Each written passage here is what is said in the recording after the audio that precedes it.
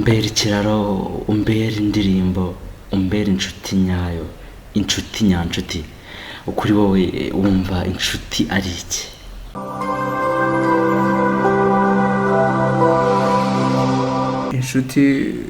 inshuti ni abantu aba baturi hafi, wowe njyewe twese turi inshuti.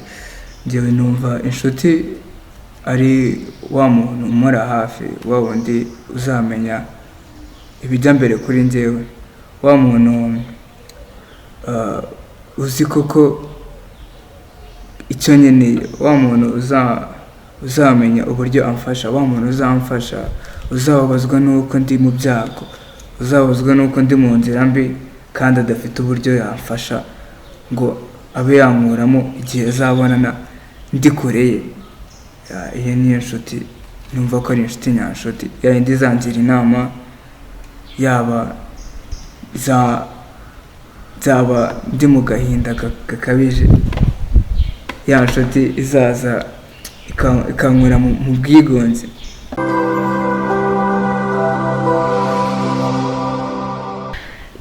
Uyu nguyu witwa Terindi Komana, niko we inshuti ayumva, inshuti nyanshuti. Yes, inshuti buriya ni umuntu wita ku mico yawe myiza, ni wa wundi kuba hafi cyane cyane iyo uri mu bihe bigukomereye cyangwa se bikugoye. Urumva ntabwo n'ubundi biri ku igisobanuro cy'inshuti, ntabwo kiri kujya kure y'ibintu.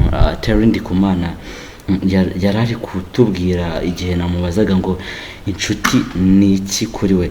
Mu buzima tugeze kuri iyi si twahuye n'abantu abenshi batandukanye, bamwe muri bo bahindutse abo twita inshuti nyanshuti. Tubaha umwanya mu mutima wacu tukabatekereza buri kimwe. Ese kuko abantu bose twita inshuti baba babikwiye?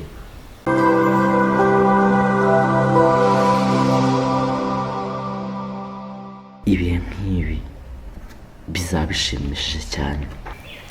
Mu by'ukuri abantu bose twita inshuti cyangwa twibwira ko ari inshuti, ahanini ntabwo ari inshuti, ahubwo ni bamwe mu badufasha mu kuyoba.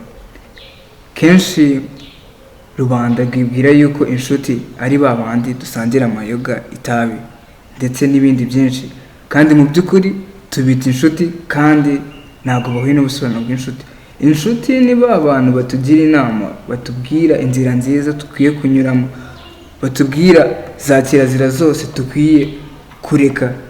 Ntabwo ari ba bantu batubwira ngo dusangire amayoga. Yego nabo dusangira amayoga, amatabi, ibiki byose twumva ko ari ubushuti dufitanye nabo bitewe n'ibintu runaka twahuriyemo, nabyo ni ubushuti, ariko nyine ni ubushuti budakwiye, akaba ariko mbivuga. Ni ubushuti budakwiye. Mu buzima tugira buriya ngo inshuti eshatu. Ushobora kwibaza uti se izo nshuti eshatu dufite ni izihe? Wenda urugero nshobora kuba mfite abantu 5,000 kuri Facebook, wenda nk'inshuti zanjye ni inshuti pe ariko se kuko abo bantu 5,000 ukumva ndavuze ngo habaho ubwoko butatu bw'inshuti. Izo nshuti ni izihe? Nizo tugiye kurebera hamwe rero muri iki gice cy'ibihe nk'ibi. Tugiye kwita ku nshuti nyanshuti izo arizo. Inshuti za mbere nabo twita inshuti z'ejo hashize, friends of past, inshuti nyine zahashize. Aba bitwa ko bagukunda ariko baguhoza mu byashize, mu byahise. Muri make iyo muri kumwe bakwibutsa intege nke zawe, niyo mutari kumwe bakuganiraho, nyamara mwahura mugaseka, mwatandukana bakakuvuga. Iyo ubagishije inama baguca intege, bakubwira ko bitazakunda, bakakwibutsa wowe ko udashoboye bashingiye ku mateka yawe kuko wigeze kunanirwa. Bahora bibuka ibyaha wakoze kera. Aba bantu muri make bahora bakubona mu byahise ndetse n'ibindi. Abo ngabo ni inshuti twita friends of past.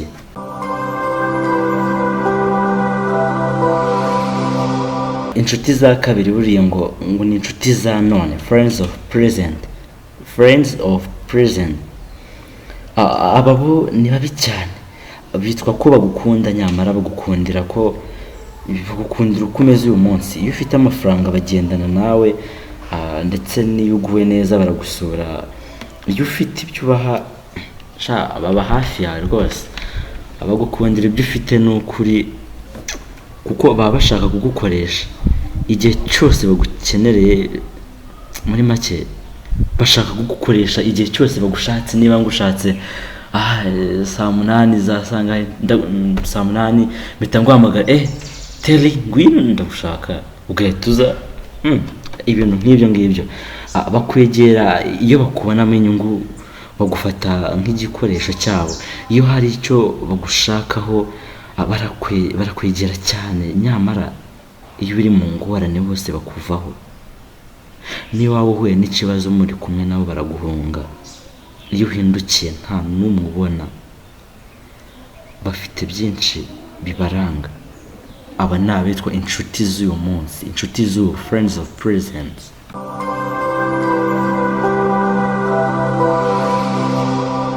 Ku nshuti ya gatatu cyangwa se inshuti za gatatu, ni inshuti twita inshuti z'ejo hazaza, friends of future.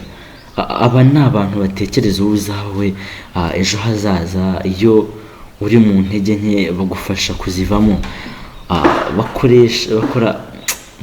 Bakora ibishoboka byose kugira ngo amateka yawe ataguca intege. Bakugira inama zikubaka. Ntibagukundishwa n'ibyo ufite, niyo ntacyo ufite baragusanga. Nanone kandi abangaba bahazaza, inshuti z'ahazaza, ngo banezezwa no kubana nawe mu bihe byose bigukomereye cyangwa ibyiza. Iyo waguye mu cyaha cyangwa wagize intege nke, ntibakuvuga ahubwo barakuvuganira. Mbega inshuti nziza we, nanjye birantangaje. Batanga ibyabo, umwanya wabo, ndetse ubwabo bakitanga kugira ngo ugire icyo ugeraho. Aba ni abitwa inshuti z'ahazaza cyangwa se friends of future. Niyo mpamvu imitima yacu yuzuye ibikomere kandi twirirwa tuvuga ngo abantu ni babi, ibintu byinshi. Muri make tuvuma abantu bose, ariko impamvu nuko tutamenya kurobanura abo turi kumwe, ngo buri wese tumushyire mu mwanya we. Wowe jya muri groupe ni y'abambere, abakabiri, abagatatu, kandi ndetse tunabafata uko ari, uko bari, ntidutungurwe n'ibyo badukorera.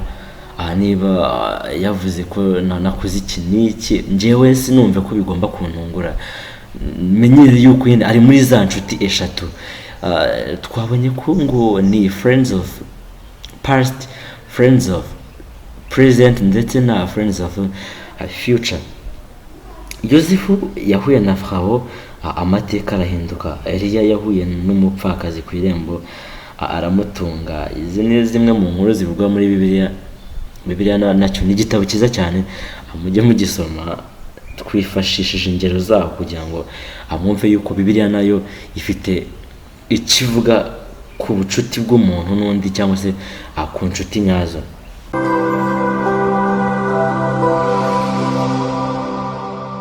Ibingibi bihita binjyana ku nkuru y'umukobwa wigaga mu mashuri yisumbuye, wahoranaga uburwayi. Mukurikirana uko byaje kugenda. Yakomeje kurwara. Ababyeyi be ndetse n'inshuti ze bakoreshaga uko bashoboye ngo bamubaze impamvu imutera kurwaragurika buri gihe, ariko yanze kugira icyo ababwira. Umunsi umwe yahisemo guhamagara imwe mu nshuti ze za hafi, nuko amubwira ko yaryamanye n'umuhungu abiganaga, akaba atwite. Umukobwa yari atwite. Nitwa Muhirwa David, ikiganiro ni ibihe nk'ibi. Turi kuganira ku nshuti nyanshuti zarizo ku IHIRWE TV. Nuko uwo w'inshuti ye amugira inama yo gukuramo iyo nda, ngo nibwo buryo yabona bwatuma akomeza kwiga kandi akabana mu mahoro n'ababyeyi be mu rugo. Umukobwa yayemeye iyo nama yaragiriwe.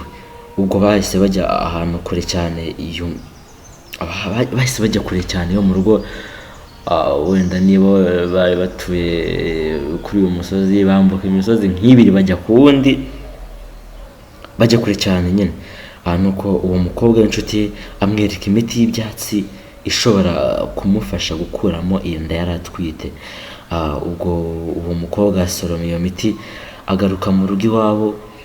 Agezeyo yahise yinjira mu cyumba cye arifungirana mo imbere, nuko anywa ya miti.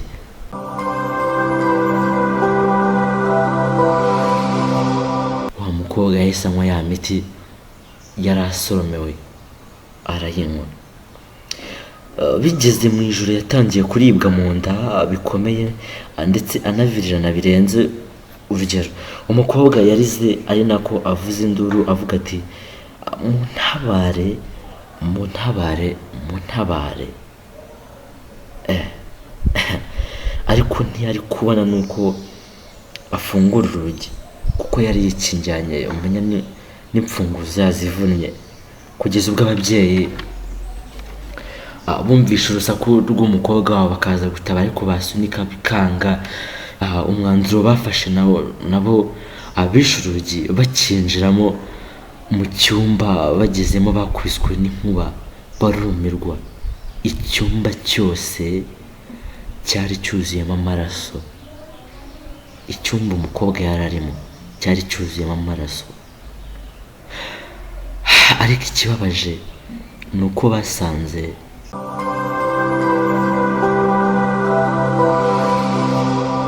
umukobwa byarangiye yamaze gupfa kubera kuvirana bikabije, yakuyemo inda. Icyateye urupfu rwe urakizi? Byose byatewe n'inshuti mbi ndetse no kumvira inama zabo. Iyi ni inkuru nasomye mu gitabo cyitwa The Secrets of Living Successful Life, muzagisome. Inshuti mbi zishobora kukugira inama mbi pe. Birumvikana uyu mukobwa iyo ajya kugisha inama wenda nko ku mubyeyi cyangwa se akamenya gufata umwanzuro w'ubwe, ntabwo ibintu byose byamubayeho byari kuba. Inshuti mbi zishobora kugira umwijima ibibazo byawe iyo bahaye umwanya wo kugira icyo bavuga ku buzima bwawe. Muri make uyu mukobwa yagiye kubwira ikibazo cye inshuti ye nayo y'umukobwa, aho kugira ngo ahubwo uwo mukobwa wari inshuti ye amukemurire ikibazo, ahubwo yakigize umwijima, yatumye kiba kibi cyane. Ari nabyo byaje kugeza cyangwa se byaje gushyira iherezo ku buzima bw'umukobwa uwo nguwo wari utwite. Burya ngo inshuti nziza zizagufasha gukomeza gutera intambwe ijya imbere nyuma b'icyo ushaka kugeraho mu buzima. Ariko inshuti mbi ni abanzi ku hazaza hawe. ntibazakudindiza gusa ahubwo nanone bazakorera mu hazaza hawe, batigemo ibisasu kirimbuzi, nyuma ugire kwicuza gukomeye. Kandi mu buzima ujye urwanya kwicuza nubwo bitajyebura, ariko kwicuza ntabwo ari ikintu cyiza. Ujye ufata imyanzuro myiza mu gihe cyiza. Burya ngo gufata umwanzuro wishimye cyangwa se wabaye ntabwo ari byiza. Burya ngo niwishima wenda urugero nko mu birori hari abishima bagatanga ngo bakagaba izo badafite, jya ubanza ufate umwanya ungana n'igihe runaka usinzire, noneho ufate umwanzuro umaze kubyuka. Wenda niba umwana yagukoshereje wihutira kumukubita cyangwa se ngo wihutire gukora ikindi kintu cyose cyamuhungabanya, ahubwo wowe ujye ubanza witse umutima, utekereze cyane, utekereze kure, uruhuke, maze umwanzuro ufate nyuma. Ngo biba byiza kubaho wiyubaka wenyine mu cyimbo cyo kubana n'abantu batubaka ubuzima bwawe.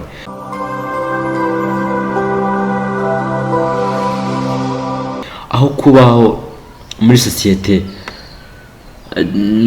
urugero ndi mu biyobyabwenge, ndi mu nshuti mbi banjyana mu bintu bibi, uburaya, yese kunywa amayoga, ibiyobyabwenge, byarutwa nkabaho njyenyine, cyo gihe nta terambere bazangezaho, byarutwa njyewe nkamenya ubuzima bwanjye nkabaho njyenyine kandi nawe ni nawe nama ndi kukugira. Inshuti zimwe na zimwe zirijijisha, abo bijijisha nibo banzi bawe babi, kubera ko bigaragara neza ko first friends cyangwa se inshuti zitari za nyazo ni babi cyane kurusha abanzi bagaragara. Umwanzi ubinyereka akanyanga burya ngo ntabwo ari mubi kurusha inshuti iri kwigira inshuti yanjye kandi ariyo. First friends. A person who hates you will never want you to succeed at any time. Ngo umuntu ukwanga cyangwa se abantu bashobora kuba bakwanga nta na rimwe bazakwifuriza ko ugera ku ntego zawe cyangwa se ubasha kugera ku ntsinzi. They will always try to discourage you whenever you get a chance to move forwards. Ntabwo bazahora bagerageza kukurwanya cyangwa se kuguca intege mu gihe ugiye kugera ahantu hose wabonaho amahirwe baguca intege. Niba wenda nk'urugero niyemeje kujya mu muziki uyu munsi cyangwa se niyemeje gukoresha imbuga nkoranyambaga nkora ibiganiro bimwe na bimwe bitandukanye, bamwe bazaza bambwira ngo we David ufite ijwi ribi, ntabwo ari byiza kuri ikintu kijyanye n'ijwi ryawe.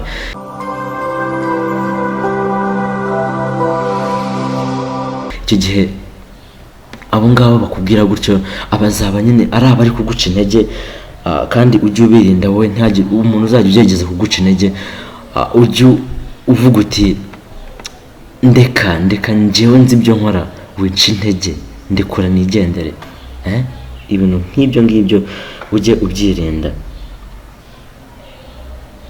Ngo that is the type of friend who will always change when you change, not when you know, as shadow does. Noneho iyi ni inshuti, iyi nshuti niyo dukeneye, inshuti izakubaho, izabana nawe mu kabisi n'agahiye, igahinduka mu gihe nawe wahindutse, ikababara mu gihe nawe wababaye, ikahera mu gihe nawe warize, ikagenda nawe mu gihe nawe uri kugenda nk'uko igicucu cyawe kibikora. Ano ni amagambo nayo n'undi agaragara mu gitabo cyitwa Secrets of Living Successful Life. Akunda bose, abantu bose, ariko wizere mbarwa mu buzima bwawe. Bera mwiza buri muntu, ariko ntukomeze kwinginga buri umwe, kuko ibyo birangira uri inshuti yawe wenyine. Ku rundi ruhande, niba udashoboye gufasha wigira ubangamira. Niwunguka inshuti nshya ntuzibagirwe na ya yindi wari usanganywe, kubera ko imwe ari umuringa indi ikaba zahabu. Ngo mbwira inshuti mugendana nkubwire uwo uri we. Reka uyu munsi natwe dushake abazatwinjiza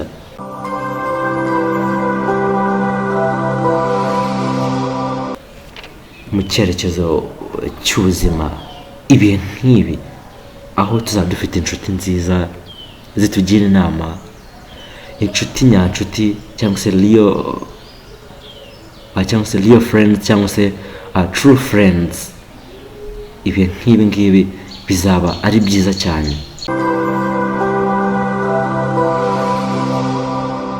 Twishimye duseka, turi kumwe nabo twishimira ubuzima bukomeje kugenda neza.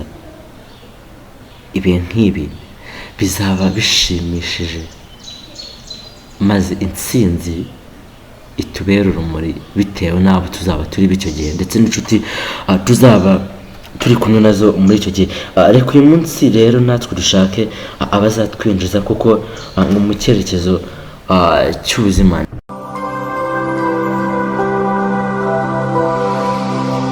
Ndashimira mwese mwakomeje kuntega amatwi. Nari David Muhirwa, nshimira na Ndikumana Terry wamfashije mwumvishemo ijwi rye, ndetse n'abamfashije gutunganya ndetse no gufata amajwi kino kiganiro. Nibe nk'ibi tuzagaruka ubutaha.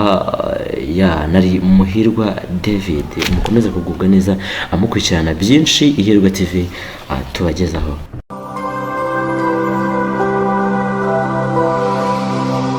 Twongeye kubasuhuza mwese abakomeje gukurikiranira hafi IHIRWE TV.